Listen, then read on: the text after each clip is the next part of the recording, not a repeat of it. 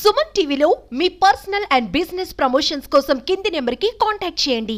బీజేపీకి ఏపీలో అంత సీన్ లేదు. అంటే ఒంటరిగా పోటీ చేస్తే ఒక్క సీటు కూడా గెలవడం కష్టమనేది ఎనలిస్టుల మాట. అలా అని బీజేపీకి ఏపీ ప్రజలు వ్యతిరేకంగా కాదు. మోడీ ఫాలోవర్స్ కు కొదివేమీ లేదు. కానీ టీడీపీ వైసీపీని దాటుకొని కమలానికి ఓటు వేయడానికి ఏపీ ప్రజలకు చేతులు రావడం లేదు. అయినా సరే కమలంతో స్నేహం కోసం టీడీపీ జనసేన కూటమి ఎదురు చూస్తుంది. గెలవలేక కాదు, పొత్తు సపోర్ట్ ఉంటుందని ఆశతో చంద్రబాబు పవన్లు ఎదురు చూస్తున్నారు. ఇవాళ రేపు ఎన్నికల నోటిఫికేషన్ ఏమో వచ్చేస్తుందనేది టాక్.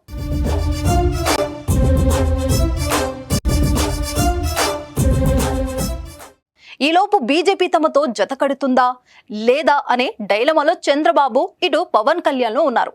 పొత్తు కోసం ఢిల్లీ వెళ్లి అమిత్ షాతో చంద్రబాబు చర్చించి దాదాపు 3 వారాలు కావస్తున్నా ఇంతవరకు కమలనాథుల నుంచి ఉలుకు పలుకులేదు. ఇప్పటికే ఎన్నికలకు సంబంధించి మొదటి జాబితాను టీడీపీ జనసేన కూటమి విడుదల చేసింది. రెండో జాబితాను కూడా ఇరు నాయకులు సిద్ధం చేశారు. మరి బీజేపీ సై అంటే వెంటనే జాబితాలో తీసివేతలు చేపట్టేందుకు కూడా ఏర్పాట్లు చేశారు. మరి కమలం క్లారిటీ ఇవ్వడమే తరువాయి.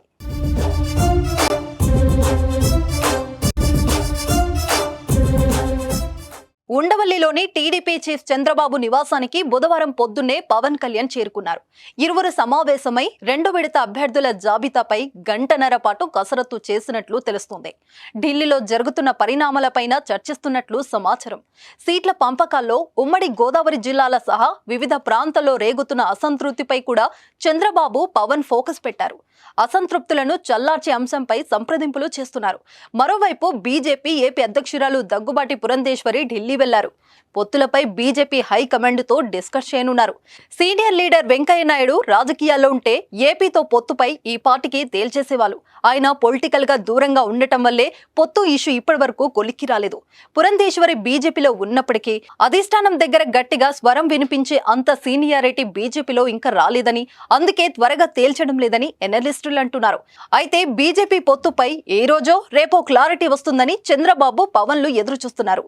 పొత్తుకు హస్తిన నుంచి గ్రీన్ సిగ్నల్ వస్తే వెంటనే పవన్ చంద్రబాబు ఢిల్లీ వెళ్లి చర్చించే అవకాశం ఉంది. చూద్దాం మరి పొత్తుపై ఎటువంటి సంకేతం రాబోతుందో.